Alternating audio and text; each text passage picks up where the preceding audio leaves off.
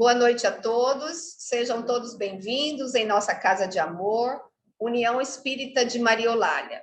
Na noite de hoje, vamos receber o nosso irmão Benedito Penaso com o tema Os mansos herdarão a terra. Seja bem-vindo, Dito. Boa noite a todos, sejam todos bem-vindos, os que estão aqui presentes, os que estão via internet e os que estão fora do corpo também, em sintonia conosco neste momento. E pedimos as bênçãos que Deus possa estar nos abençoando a todos, que Jesus nos guarde cada um na sua paz, e que possamos hoje pensarmos um pouco na nossa existência. Eu tenho já utilizado como tema de palestras as bem-aventuranças.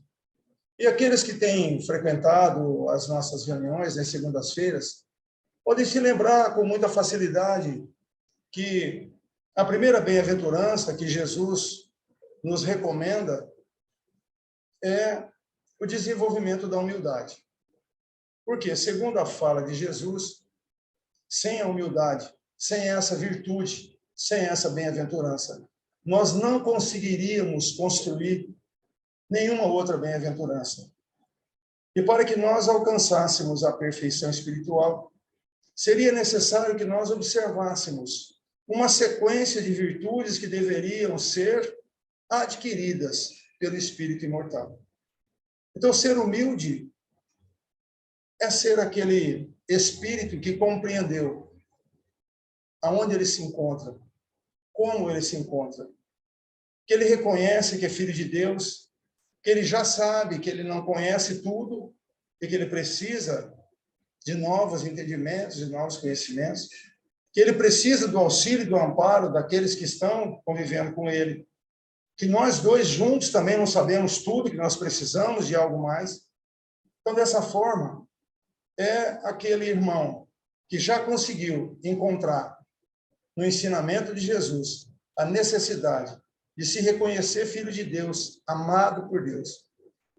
Então, ser humilde é você aceitar que você é um espírito em crescimento espiritual, em novas aquisições, em novos entendimentos, em novos conhecimentos. A segunda bem-aventurança que Jesus nos coloca em uma sequência lógica para que a gente possa estruturar realmente essas qualidades em nossos corações é a resignação. Por isso que ele traz como a segunda bem-aventurança, bem-aventurados os aflitos, porque serão consolados. E para muita gente fica difícil entender como que Jesus diz, bem-aventurados aqueles que sofrem. Por que o sofrimento vai me trazer uma virtude? Mas é aí que nós precisamos compreender que Deus é nosso Pai. Ele dirige todo esse universo. Ele nos criou. Ele sabe das nossas necessidades. E ele coloca a aflição com uma razão muito profunda. Ele tem um motivo para colocar essa aflição. Por quê? É através da superação desse entendimento de que nós ainda somos imperfeitos e que nós precisamos trabalhar as nossas imperfeições, é que nós precisamos buscar, através do nosso esforço pessoal, da nossa luta, do nosso trabalho, da nossa dedicação, do nosso empenho. Essa resignação é aceitar que todas as vicissitudes que nós vamos passar, em todas as existências que nós vivenciaremos, porque nós não somos apenas um ser criado no momento em que nós nascemos e que tudo se acaba no momento em que nós morremos. A partir desse entendimento, nós passamos a compreender que somos espíritos imortais, que existe vida após a morte do corpo físico, e que nós precisamos passar por isso sem pôr a culpa em ninguém, mas por ser um processo pedagógico, por ser um processo de entendimento, nós vamos aceitando que todos os acontecimentos que nos ocorrem é para o nosso crescimento espiritual, é para a nossa evolução. A partir desse ponto, aquele coração que já conseguiu desenvolver a estrutura da humildade, agora compreende a necessidade da resignação, vai dar o próximo passo em direção a próxima virtude. Porque eu jamais vou conseguir ser brando, manso e pacífico sem ser humilde e sem ser resignado. Olha uma sequência que Jesus coloca para nós. Então, bem-aventurados os brandos, mansos e pacíficos. E olha a recompensa que ele coloca para quem alcança essa bem-aventurança, porque eles herdarão a terra. E quando a gente lê essa bem-aventurança, a gente fica assim, mas que terra? Que terra que eu vou herdar? E agora, com os ensinamentos do Evangelho, com as orientações dos benfeitores espirituais, trazendo para nós essa revelação maravilhosa através do Consolador prometido, dizendo que o nosso planeta também evolui. Não só nós, espíritos criados, imortais, evoluímos, mas o nosso planeta também evolui. E o nosso planeta também evoluindo passará por processos de crescimento espiritual. Então, a terra prometida que Jesus fala para os mansos, brandos e pacíficos é o mundo regenerado. É o mundo que nós estamos à espera dele. Por quê? Porque esse é o mundo que os espíritos melhores habitarão. Todos nós estamos sempre ouvindo orientações dos benfeitores e nos preparando. Olha, os tempos são chegados. É necessário colocar em prática todo o ensinamento que o Evangelho nos tem trazido até então. O compêndio de informações que o Evangelho traz é um código de vida. Quando nós, ao lermos as mensagens trazidas por Jesus e por todos os benfeitores que colaboraram na elaboração dessa obra, nós precisamos compreender uma coisa. Eles passaram pelas maiores dificuldades. Eles cresceram e aprenderam através do sofrimento, através do trabalho, através de muitas lágrimas, para trazer esse conhecimento para que nós pudéssemos segui-los. Então, hoje, quando nós nos deparamos com questões de violência, nós ficamos assim preocupados, mas como assim? Por que nós, seres humanos, ainda somos tão violentos assim? Mas a nossa história, se nós dermos uma olhadinha no nosso Velho Testamento, se nós dermos uma olhada na história do cristianismo, nós vamos ver que a nossa história é marcada por força, por violência. Nós precisamos compreender isso. A nossa história é marcada. Então, nós, hoje, temos esses traços porque vivenciamos épocas remotas onde a força, a brutalidade, a violência imperavam. Algumas coisas eram resolvidas dessa forma. Então, nós trazemos essas marcas que fazem parte da nossa história. E nós lutamos com muita dificuldade hoje para superarmos isso. E precisamos colocar realmente atenção, porque se nós formos dar uma olhada, como eu falei na história, nós vamos ver que tão logo Jesus voltou para a governadoria do orbe espiritual, os cristãos empunharam a espada e foram resolver a maioria dos seus problemas através de métodos de força, de poder, de violência.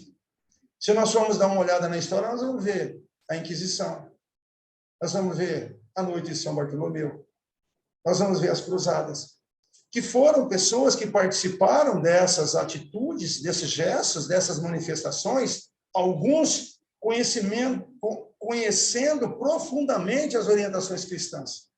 Outros não tinham entendimento nenhum, mas eles empunharam a espada e saíram para resolver os seus problemas dessa forma, esquecendo daquela frase que Jesus disse para Pedro: embainha a tua espada, porque quem com ferro fere, com ferro será ferido. E a partir daí, essa sentença ficou esquecida e a maioria resolveu sair para fazer com que essa força, essa maneira não tão bem aceita hoje, fizesse parte dessa humanidade que hoje luta com todas as forças que ainda existem para superar essa marca da violência. Então, fazendo essa analogia, nós precisamos compreender que a partir do momento em que eu consigo já organizar no meu coração a estrutura da humildade, a estrutura da resignação, agora eu posso trabalhar com o controle. Por quê? Dentro da estrutura das bem-aventuranças, nós vamos encontrar bem-aventurados os brandos, mansos e pacíficos como a terceira bem-aventurança. E nós temos a sétima bem-aventurança, bem-aventurados os pacificadores. E aqui é interessante a gente começar a entender uma coisa. O que é ser brando, manso e pacífico e o que é ser pacificador? Tem uma distância. Por que tem essa distância? Porque é necessário que eu adquira determinadas virtudes antes para que eu possa ser um pacificador. Ser pacífico, ser manso, ser brando, significa que eu, sendo humilde e resignado, quando alguém toma uma atitude violenta contra a minha pessoa, eu não revido. Eu não devolvo na mesma vibração, na mesma intensidade. Eu consigo organizar isso dentro de mim e fazer com que ele perceba que aqui nessa estrutura existe paz. E necessariamente eu não preciso me tornar agressivo e violento como ele. Por quê? Porque aqui dentro eu já tenho duas outras virtudes que estão sendo trabalhadas há muito tempo. Isso vai me dando força, isso vai me dando estrutura, vai me dando alicerce, vai me dando base, para que eu possa hoje estar em paz, mesmo no mundo onde exista muita violência. Então, quando você está em paz, você entra em qualquer lugar que pode ser agressivo e violento, mas você não deixa que esse ambiente te contagia e te contamina. É bom a gente começar a entender isso. Por quê? Quando você começa a perceber que a aquisição dessas virtudes vai fazer com que você consiga estruturar toda a jornada que você precisa passar pela reforma íntima para que nós possamos alcançar a plenitude espiritual. É bom a gente começar a pensar nisso. Por quê?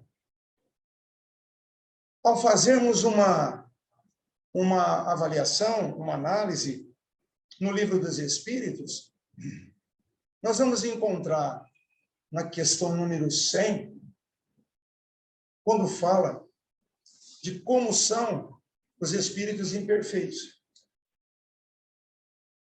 E nesse mesmo texto, vai falar dos espíritos que já alcançaram a pureza. Então, os benfeitores dizem assim, os espíritos imperfeitos, eles são interpretados, entendidos ou classificados como aqueles espíritos em que a matéria ainda predomina sobre o espírito. Ele é muito apegado às coisas físicas, às sensações, às matérias, às coisas deste mundo. Então, o que isso significa? Significa que o espírito imperfeito não é um espírito que possui alguma coisa, mas que as coisas materiais o possuem. O espírito imperfeito não é alguém que tem alguma coisa, são os bens que ele tem que o possuem. Já os espíritos que alcançaram a perfeição, os espíritos puros, são os espíritos que, de forma absoluta, os bens espirituais predominam sobre os bens materiais. Por isso, nós precisamos compreender que quando nós estamos envolvidos em uma comunidade, em um grupo, é legal a gente pensar em qual escala evolutiva esse nosso irmão está. Como ele reage, como ele age, como ele pensa, como ele faz, como ele fala. Por aí você vai tendo uma ideia do quanto ele ainda é dominado pelos bens materiais. E o quanto ele, em determinadas posições de elevação espiritual, ele já conseguiu fazer com que o espírito fosse importante. E que ele já não se dedicasse tanto às coisas materiais, mas às coisas espirituais. Então, nessa jornada em que nós nos encontramos, é importante a gente pensar nisso. Eu estou aqui neste mundo, trabalhando, estudando, produzindo, servindo. Eu estou envolvido em muitas atividades do mundo material. Mas eu não posso me esquecer que eu sou um espírito imortal. E o quanto eu estou integrado neste processo reencarnatório de aquisição de conhecimentos, de valores que fazem parte do espírito imortal. É legal a gente pensar nisso. Por quê eu estou falando isso? Porque chegará um momento em que nós todos vamos nos deparar com a morte do corpo físico. Independe da posição social, independe dos valores que você possui, dos títulos que você tem, das propriedades que você tem. Nós todos passaremos pela morte do corpo físico. Então, a morte nos nivela a todos. E o que representa isso? A morte seria, pelas orientações bíblicas, o dia do juízo, o dia da aferição, o dia da prestação de contas. Como é que nós vamos nos apresentar no plano espiritual? Nós vamos nos apresentar no plano espiritual com tudo aquilo que as mãos não puderam carregar. Mas nós vamos nos apresentar com aquilo que nós trouxemos aonde? Dentro do nosso coração. É por aí que nós precisamos começar a pensar. Vale a pena eu investir? Vale a pena eu trabalhar? Vale a pena eu criar? Vale a pena eu servir? Vale a pena eu me resignar?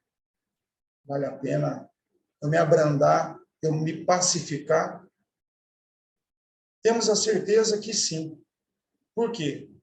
São valores que vão determinar de uma forma muito direta como será a nossa próxima reencarnação. É legal a gente pensar nisso. Porque quando a gente encontra livros como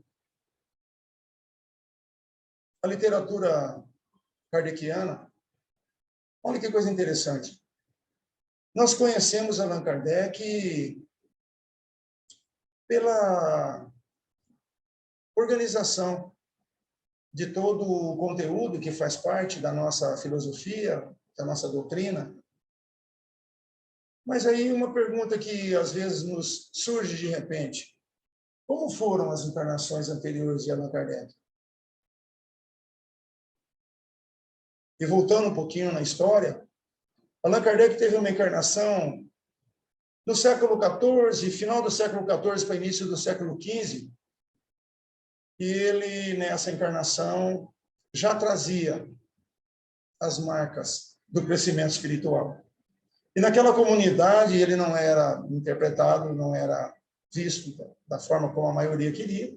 Naquela época, eles utilizavam métodos ainda um pouco rústicos, violentos, para resolver as coisas. Então, naquela reencarnação, ele, como um irmão que foi chamado de Jean Rus, ele foi condenado à morte. Pela forma como ele lidava, com a forma como ele pensava, pela forma como ele lidava com as coisas. E ele calmamente aceitou aquilo de forma tranquila, não tem problema nenhum.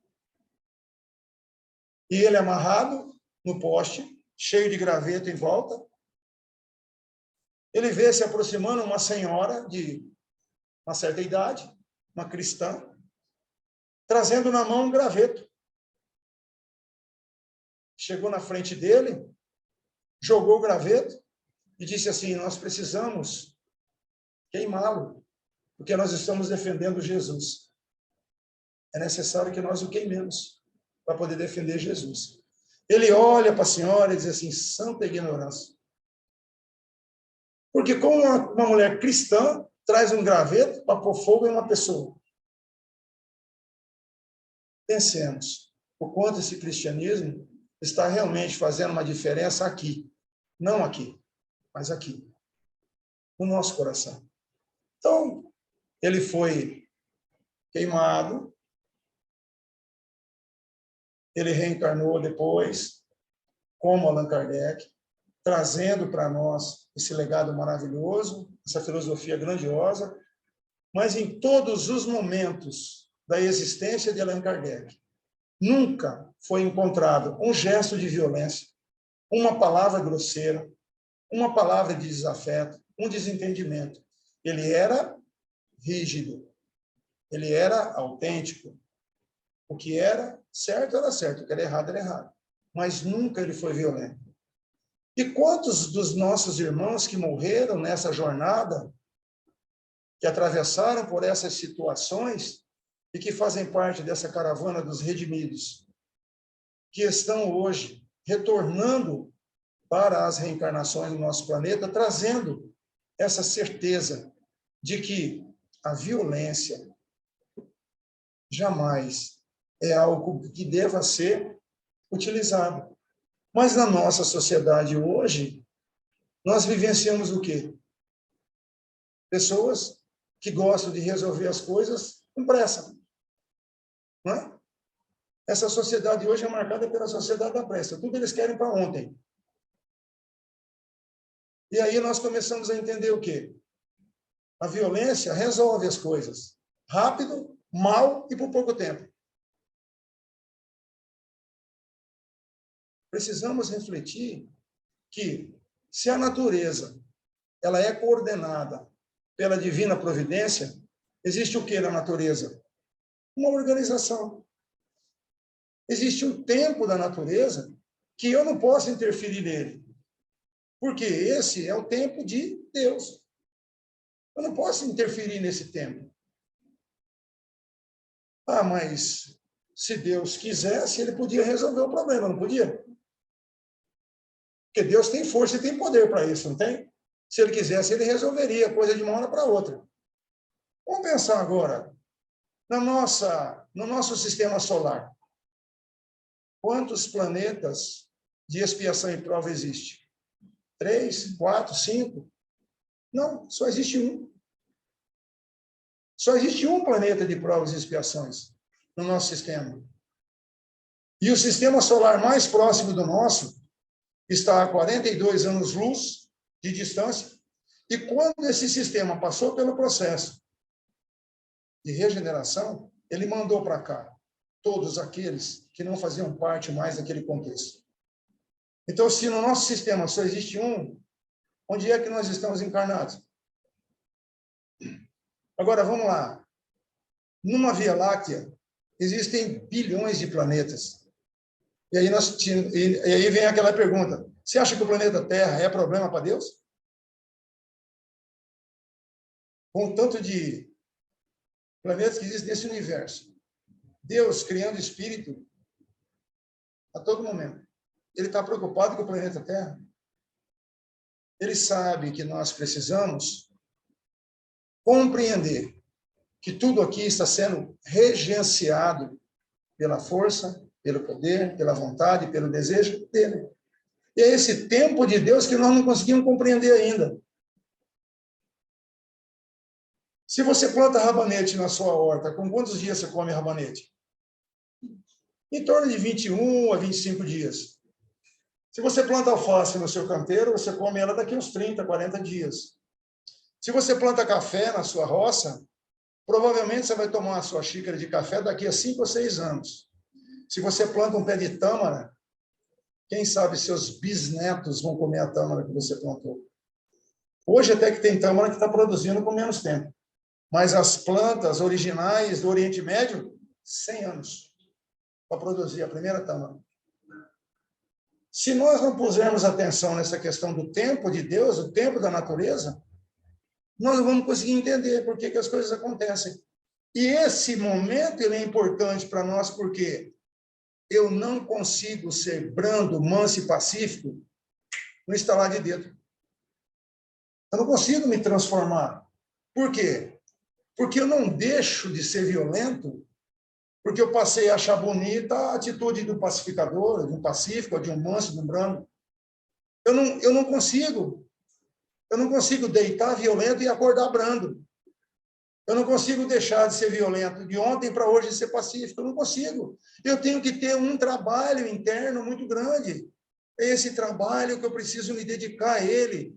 Esse esforço que eu tenho que começar a trabalhar. Porque, não sei se vocês já pararam para pensar, mas tem alguns momentos que a gente fica irritado, mas a gente fica irritado aqui dentro. Eu, às vezes, não brigo com ela, não brigo com ele, não chuto o cachorro, não bato no gato, não. Mas é uma coisa que me incomoda aqui dentro, eu fico irritado comigo mesmo. São pequenos sinais de que, se a gente está se desarmonizando por esses pequenos detalhes, nós poderemos nos desarmonizar com alguma coisa maior. É um sinal. É legal a gente pensar nisso. É um sinal. E aí, nós precisamos entender uma coisa. A mensagem do Evangelho, quando Jesus nos trouxe, é uma mensagem que, desde os primeiros tempos, ela vem sendo colocada para nós no sentido de não me convencer, mas no sentido de me converter. Eu tenho que me transformar. Por quê? A partir do momento que esse ensinamento chega não só no meu cérebro, mas ele tem que chegar no meu coração. Eu tenho que compreender o Evangelho aqui, ó. Não entender ele aqui, compreender ele com o coração. Porque aquele que é convencido de mudar de uma crença, de mudar de uma atitude, ele pode, daqui a 5 minutos, fazer outra coisa. Por quê? Para o convencido não existe comprometimento, mas para o convertido tem. O convertido está comprometido. O convertido, o transformado, tem compromisso. Ele tem responsabilidade. Ele tem fidelidade. Essa fidelidade com o Evangelho é a coisa mais importante que nós precisamos colocar atenção. É muito importante isso. Sermos fidedignos a ele. Porque essa transformação interna é a transformação que já aconteceu para muitos dos homens que passaram por esta terra e que marcaram a sua presença. Nós temos grandes homens que passaram por aqui e, pelas suas atitudes, marcaram profundamente. Nós temos, por exemplo, Mahatma Gandhi, nós temos Desmond Tutu, nós temos Martin Luther King. Foram grandes personagens que, idealizados por uma convicção de fraternidade, de bondade, de cristianismo, se dedicaram a vida inteira à paz. Existem algumas passagens que nós estamos, assim, habituados a ouvir. Haroldo Dutra coloca nesse livro, de uma forma muito bonita, a passagem na qual Gandhi, numa manhã de domingo, caminhava por uma calçada e, de repente, ele encontra um soldado britânico maior do que ele. O soldado britânico chega na frente dele, para, olha, sem motivo nenhum, lhe dá um murro no rosto. Gandhi, com aquele corpo frágil, cai no chão. Levanta. O soldado vê ele de pé de novo, o agride mais uma vez, ele dá outra bofetada. Ele caiu no chão, levantou, sereno, não abriu a boca, não falou nada. O soldado britânico virou para ele e falou assim: quem foi que te ensinou a ser um covarde como você é? Gandhi olhou para ele com aquela serenidade e o soldado trazia pendurado no pescoço um crucifixo. Ele disse assim: esse que você carrega pendurado no peito. O soldado ficou acabado. Ficou acabado. Como que alguém que carrega um crucifixo pendurado no peito, que se diz cristão, agride um ser sem motivo, sem nada? Talvez, se fosse eu que tivesse falado para ele, esse que você carrega no peito, tinha levado o outro bolacha. Mas como era um homem envolvido no ambiente psíquico e moral da paz, aquilo tocou o coração do soldado e ele deixou reflexivo. Haroldo Dutra nos conta que, numa outra oportunidade, ele estava em Brasília fazendo uma palestra e, no público, estava sentado assistindo a palestra dele um neto do Gandhi. Ele não sabia. E ele contou essa passagem. E o neto do Gandhi ficou ouvindo e tal. Beleza. O Haroldo terminou a palestra, foi, sentou. Aí foi a vez do neto do Gandhi fazer a palestra. No meio do discurso, ele pediu licença e falou assim, você me permite contar uma outra passagem do meu avô? Já que você falou do meu avô? Aí o Haroldo ficou até surpreso. Ele falou, claro, para mim você é uma maravilha ouvir uma história do Gandhi. Ele falou, pois é. Meus pais costumavam visitar a casa dos meus avós. E quando nós lá nos encontrávamos, eram várias crianças. E as crianças brincavam. Cada um fazia as maiores coisas que eram possíveis na imaginação de uma criança. Só que teve uma atitude que eu fiz e que chocou os olhos do meu avô. Meu avô olhou, falou, meu neto, vem cá. Isso que você fez mostrou claramente para mim que eu não fui capaz de ensinar para você nenhum processo de educação e muito menos de paz. Por isso, eu vou aplicar em mim o corretivo, não em você. Eu vou ficar 15 dias sem comer, como castigo por eu não ter conseguido passar para você as noções de educação e de paz. E ficou. A partir daquele momento, ele ficou sem comer. Eles sentavam para tomar um café, ele sentava e não comia nada. Eles sentavam para almoçar, Gandhi sentava e não comia nada. E aquilo foi incomodando o menino. Foi incomodando o menino, foi incomodando o menino. Chegou no terceiro dia e falou assim, vô, pelo amor de Deus, volta a comer. Se o problema for esse, eu prometo para você que eu nunca mais vou fazer essa traquinagem. Mas volta a comer, por favor, não fica sem comer por isso. Então, olha que coisa interessante. Quando você já alcança esse nível de evolução, de entendimento do coração, as coisas têm um comportamento totalmente diferente. Totalmente diferente. Então, é exatamente baseado nessa estrutura de uma jornada evolutiva, como espírito imortal, que é legal a gente parar para pensar, a gente parar para refletir. Por quê? Se a meta que Deus nos programou é alcançarmos a plenitude espiritual, sermos espíritos puros, eu preciso compreender de antemão o quê? Que todas essas virtudes terão que ser construídas aqui. Não só aqui, aqui. Eu tenho que construir essas virtudes aqui. É bom a gente compreender isso. Porque se nós não conseguimos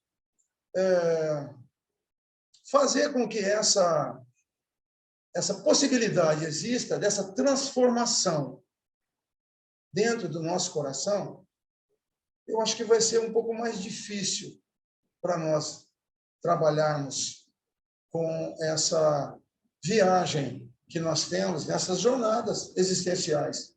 Porque cada vez que nós passamos por esse processo da desencarnação e o retorno para a reencarnação, nós sempre voltamos melhores. Nós sempre voltamos melhores. Só que, às vezes, a melhora é muito pequena. A melhora é muito pequena. Prestemos atenção. Prestemos atenção. Jesus nos convida a nos transformarmos, a deixarmos esse envolvimento que nós temos com as coisas que fazem parte desse mundo material, como as mais importantes, para que nós implantemos um estilo de vida onde nós possamos vivenciar as atitudes espirituais de uma forma mais profunda, mais verdadeira, mais sincera, mais autêntica. A começar por nós mesmos. A começar por nós mesmos. Se interessando um pouquinho mais pelo entendimento da doutrina, vivenciando esse evangelho dentro da nossa casa, com os nossos amigos, com os nossos familiares, depois na nossa empresa, depois com os nossos vizinhos, na comunidade onde a gente vive, mas principalmente a vivência desse evangelho dentro dos nossos lares. Por quê? Porque é lá que existem as nossas maiores dificuldades. Nós conseguimos ser gentis, amorosos, com todas as pessoas que não fazem parte do nosso círculo de amizade. Fora da nossa casa, nós nos comportamos assim, com licença, por favor, fique à vontade. Agora, você primeiro, obrigado. Como que é o nosso comportamento, às vezes, dentro de casa? A gente chega, fica quieto, agora não, sai da frente, cadê aquilo? Pega, leva, entrega. Observemos como nós estamos neste trabalho de crescimento espiritual. Porque se eu não consigo ser brando, manso e pacífico comigo, dentro da área da minha convivência, talvez fora vai ser um pouco mais complicado. E essa é uma virtude que precisa ser muito bem pensada. Pode falar, Val? Se todas essas virtudes saírem daqui, do seu coração, essas virtudes precisam ser externadas. Praticada. Porque não adianta você adquirir todo um conhecimento espiritual, a gente vai virar um armário, uma biblioteca de conhecimento. Claro. Então, tudo que se armazena aqui dentro de virtude, isso deve ser exteriorizado. De que forma?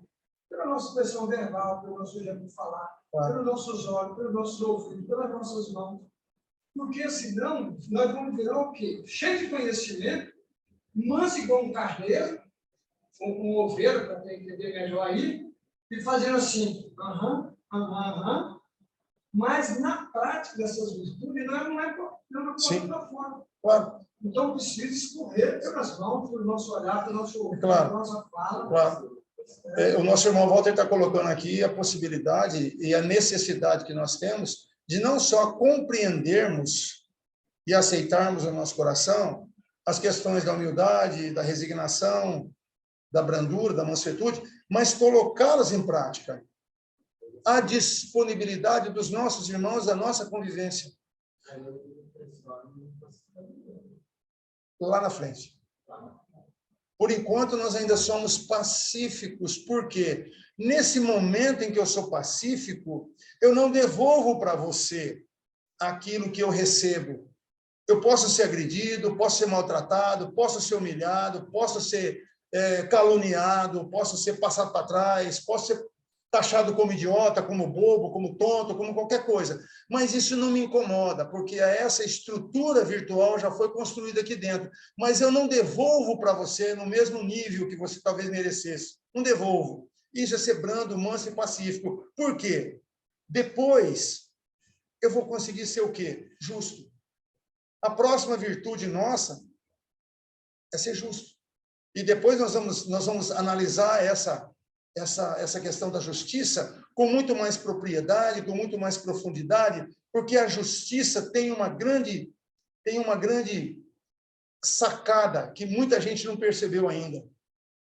Porque depois que você é justo, você passa a ser misericordioso. Depois que você é misericordioso, você passa a ser puro de coração. Então, só depois que você alcançou tudo isso é que você passa a ser um pacificador. Porque ser pacificador é você pegar a sua vida e dedicar aos outros. Você só não devolve. Além de você não devolver o mal que você fez, você vai fazer o bem para aquele que te fez mal. Isso é ser pacificador. Mas, para isso, nós precisamos de 6 virtudes construídas no coração antes. Antes de ser pacificador, eu preciso ser humilde, resignado, brando, justo, misericordioso, puro de coração. Só aí eu vou conseguir ser pacificador. Então, olha o trabalho que nós vamos ter, olha o esforço que nós vamos fazer para que a gente possa alcançar esse patamar. Agora, eu me apeguei a um pouco essas bem-aventuranças por conta, Walter, dessa construção necessária. Porque, olha só, eu ouvi no noticiário uma coisa violenta, eu não gostei daquela atitude, eu não gostei daquele comportamento, eu achei aquilo uma coisa absurda. Então, eu resolvi agora ser justo. Espera aí. Mas você não pode se esquecer de uma coisa.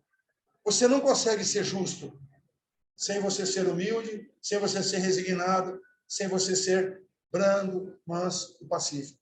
Só depois de você ter conquistado essas virtudes aqui, ter colocado elas em prática na sua convivência, é que você vai compreender o que é ser justo. Porque essas virtudes, elas não podem passar só pela nossa cabeça. Elas precisam passar pelo coração.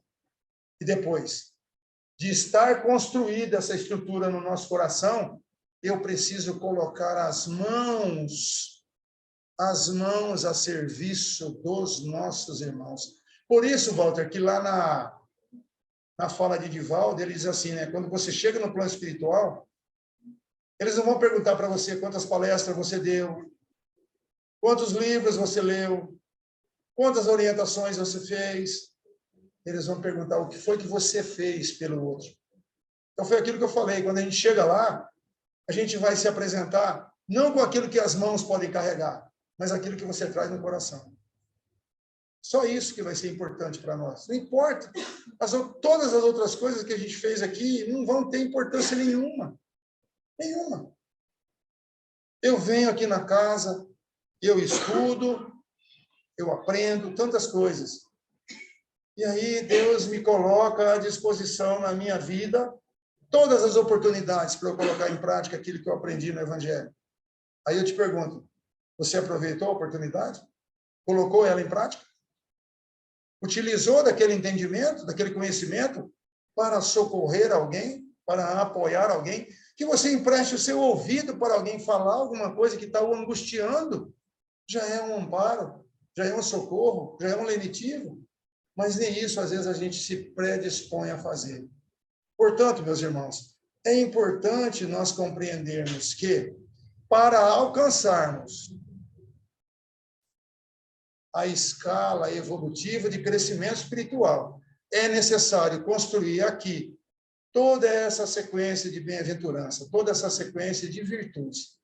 Então, depois que esse coração já conseguiu estruturar essas 3 primeiras virtudes, nós vamos, então, na próxima, conhecer com profundidade o que é ser justo e não justiceiro. Que às vezes muita gente consegue, eu sou justo.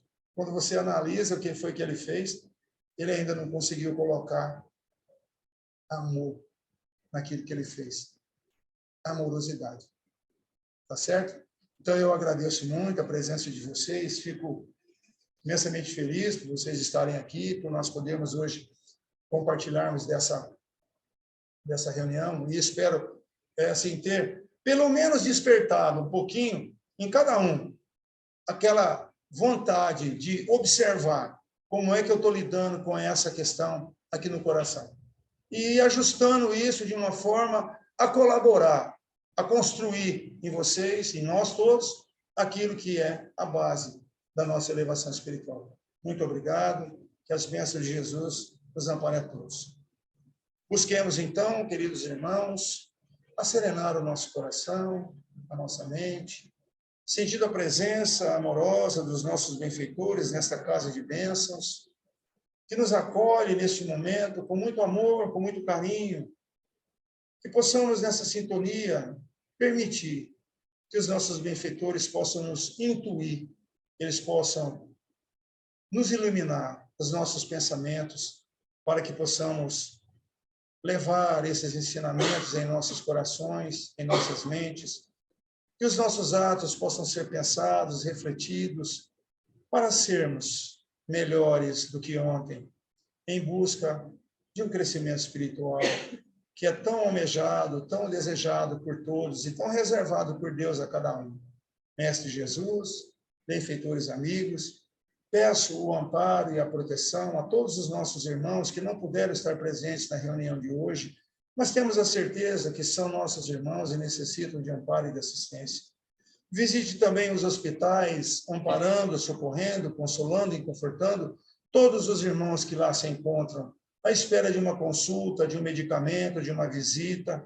Ampare também todos os trabalhadores da área da medicina que se dedicam tão profundamente ao atendimento e ao amparo de todos. Visite os hospitais, os albergues, os abrigos, os orfanatos, as casas de detenção, os lares esquecidos, os mutilados, os abandonados, aqueles que perderam seus pertences, os maremotos, remotos. Que possamos todos, Senhor, ao passarmos para o mundo espiritual, reconhecermos e valorizarmos a vida eterna. Que Jesus se faça presente no coração de cada um, nos dando uma semana de muita paz, de muita luz, de muita harmonia, e que possamos levar a sua paz, o seu amor, agora e sempre, que assim seja. Deus seja louvado, Senhor. Muito obrigado. Muita paz. Que assim seja.